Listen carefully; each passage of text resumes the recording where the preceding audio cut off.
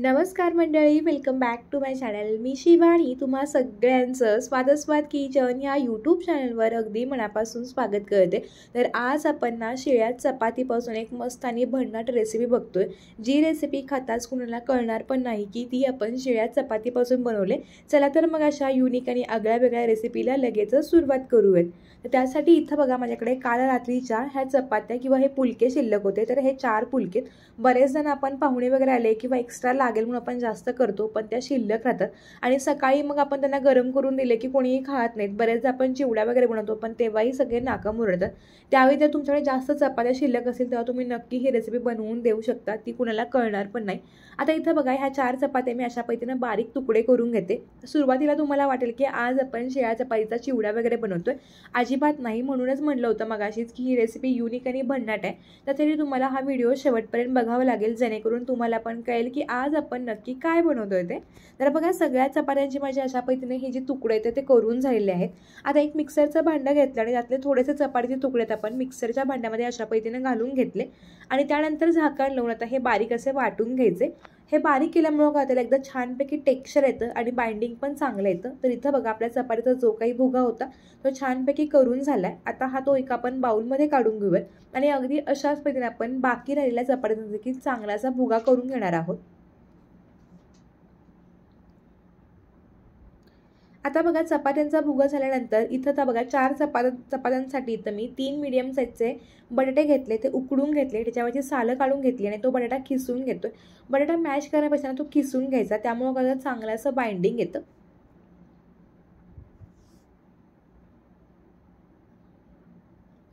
आता बटाटे पण बघा माझे चांगले असे मी खिसून घेतलेले आहेत.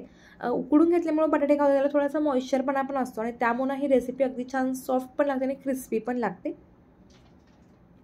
तुम्ही जर चॅनलवरती नवीन असाल तर चॅनलला नक्की सबस्क्राईब करून बेल बटनला क्लिक करायला पण विसरू नका. आता ह्यामध्ये आपण काही पदार्थ घालूयात. तर सुरुवातीला बघा मी अर्धी वाटी उभा आकारात चिरलेला कोबी घातला, त्यानंतर एक मीडियम साईजचा बारीक चिरून घेतलेला कांदा, बारीक चिरून घेतलेली कोथिंबीर, चवीनुसार आता आपण याच्यामध्ये मीठ घालूयात. त्यानंतर थोडासा आपण इथे काळी मिरीची पूड वापरली, आलं, लसूण आणि हिरवी मिरच्यांचा ठेचा वापरला. आता ह्यामध्ये ना सर्वात जास्त मी आलं लसूण वापरलं होतं. साधारणपणे 8 ते 10 लसूण पाकळ्या, 1 इंच आलं आणि 4 ते 5 हिरव्या मिरच्या घेतल्या होत्या. ते बारीक मिक्सरला वाटून घेतलं. लक्षात ठेवा ना, ह्या रेसिपीसाठी आपल्याला आलं लसणाचा वापर जास्त करायचा आहे. आता हे सगळं चांगलं मिक्स करून घेतले. ह्याचा गोळा पण बघा अगदी छान तयार झाला आहे. आता ह्याला चांगलं बाइंडिंग यावं आणि कुरकुरीतपणा यावा म्हणून यामध्ये मी 2 चमचे कॉर्नफ्लॉवर वापरते. कॉर्नफ्लॉवरमुळे आपली जी रेसिपी आहे ती अगदी छान अशी क्रिस्पी पण बनते आणि याला चांगलं बाइंडिंग पण येतं. लक्षात ठेवा, हा गोळा बनवताना आपण अजिबात पाण्याचा वापर करणार नाही आहोत, कारण ह्यामध्ये आपण बटाटा घातला आहे, त्याबरोबर कोबी कांदा घातला, त्यामुळे त्याला चांगलं पाणी सुटतं. तुम्ही बघू शकता आता मी एकदम चांगल्या पद्धतीने असा हा जो गोळा आहे तो मळून घेतलेला आहे. आता थोडंसं हाताला तेल लावून घ्यायचं आणि याचे छोटे छोटे असे गोळे बनवायचे. तुम्ही हवं तर नाही तर थोडेसे मोठ्या आकारात पण गोळे बनवू शकता, पण मी थोडेसे स्मॉल आकारामध्ये याचे गोळे बनवून घेते. जेव्हा तुम्ही ही रेसिपी मुलांना बनवून द्याल ना, तेव्हा ते अगदी उड्या मारत आनंदाने एन्जॉय करत खातील. सारखा हट्ट करतील की ही रेसिपी बनव, आणि पण जेव्हा त्यांना कळेल ना की आपण ती शिळ्या चपातीपासून बनेल तेव्हा त्यांना विश्वास पण बसणार नाही. इतकी मस्त ही रेसिपी होते. त्यामुळे तुम्ही नक्कीच ही मुलांना किंवा मोठ्यांना पण ही रेसिपी देऊ शकता.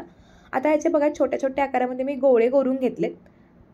सगळ्या पिठाचे आता बघा अगदी छानपैकी हे जे गोळे तयार झालेले आहेत. तर आता आपण ना गॅसवरती एक छोटा मी पॅन ठेवला आणि पॅनमध्ये बघा मी तेल गरम करून घेतलं होतं. त्यामध्ये आता मी अशा पद्धतीने जे गोळे आहेत ते घालून घेते.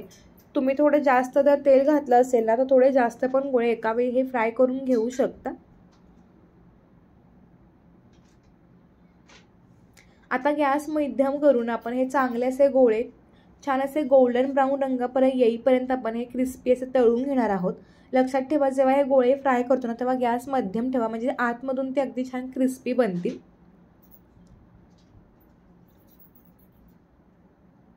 आता गोळे पण बघा अगदी मस्तपैकी छान असा रंग पण आला आहे आणि अगदी मस्तपैकी कुरकुरीत पण झालेले आहेत.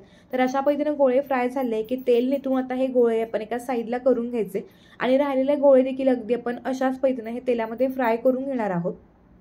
हे नुसते गोळे जे आपण मंचुरियन्स बॉल केलेत ना तर ते पण अगदी मस्त लागतात खायला. तर इथं बघा सगळे गोळे माझे फ्राय करून तयार झालेत. तर आपण आता त्याच पॅनमधलं मी थोडंसं तेल कमी केलं आणि 1 चमचा तेल मी त्याच पॅनमध्ये ठेवलं. तेल गरम होतं, त्यामध्येच बघा आता आपण 1 चमचा इतके जिरे घातले. त्यानंतर बघा लसूण बारीक पाकळ्या कट करून घेतल्या आणि अर्धा इंच आलं मी उभ्या आकारामध्ये कट करून घेतलं होतं. 2 मिनटं तेलावरती ते परतवून घेतलं आणि त्यानंतर सिमला मिरची मी उभ्या आकारामध्ये कट करून घेतली होती. त्यानंतर कांदा आणि कोबी हे सगळं मी उभ्या आकारामध्ये मी कट करून घेतलं होतं. तुम्हाला आवडत असेल त्यावर तुम्ही ह्याचे क्वांटिटीचं प्रमाण ठेवू शकता. आता ना गॅस मोठा ठेवून हे 2 मिनटं परतवून घ्यायचं. तर आज आपण ना शिळ्या चपातीपासून क्रिस्पी असे मंचुरियन करतोय.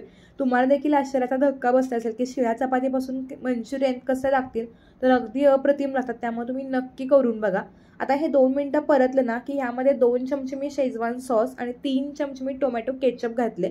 तुमच्याकडे असेल तर तुम्ही थोडंसं त्याच्यामध्ये सोया सॉस पण घालू शकता, पण माझ्याकडे तो आत्ता अवेलेबल नव्हता, त्यामुळे फक्त 2 सॉसचा वापर केला आहे. लक्षात ठेवा, ही प्रोसेस करताना आपल्याला गॅस अगदी मोठा ठेवायचा आहे. यामध्ये आता मी 1 चमचा व्हिनेगर घातलं आहे. व्हिनेगरमुळं काय होतं, अगदी मंचुरियनचा जो फ्लेवर आहे तो छान असा इन्हान्स होतो आणि त्यामुळे रेसिपी खाताना पण खूप जास्त मजा येते. आता हे आपण 2 मिनटं परतवून घेतलं की जे आपण गोळे फ्राय करून घेतले होते ते संपूर्ण गोळे घालून आता हे छानपैकी ह्या सॉसमध्ये टॉस करून घ्यायचे. अगदी युनिक आहे रेसिपी, त्यामुळे ना कोणाला कळतही नाही आणि रंग पण बघा अगदी सुरेख आला आहे आणि टेस्टला पण ना ते अगदी अप्रतिम लागतात. ओळखतही नाहीत की ते आपण चपातीपासून केलेत. अगदी मस्त असे आपले बघा हे शिळ्या चपातीपासून क्रिस्पी मंचुरियन तयार झालेले आहेत. बघता क्षणी तोंडाला पाणी सुटलं आहे. अगदी स्टॉलवर जसे म्हणत तसेच हे मंचुरियन बॉल्स तयार होतात. वरून क्रिस्पीने आतून मस्त असे हे मंचुरियन बॉल्स आपले तयार झालेले आहेत. तर तुम्हाला माझी आजची ही युनिक आणि भन्नाट रेसिपी कशी वाटली हे मला जरूर कळवा. रेसिपी जर आवडली असेल तर व्हिडिओला लाईक करून व्हिडिओ कोणत्या गावातून बघता हे कमेंट करून सांगायला विसरू नका. चला तर भेटू एका नव्या व्हिडिओसोबत. तोपर्यंत धन्यवाद.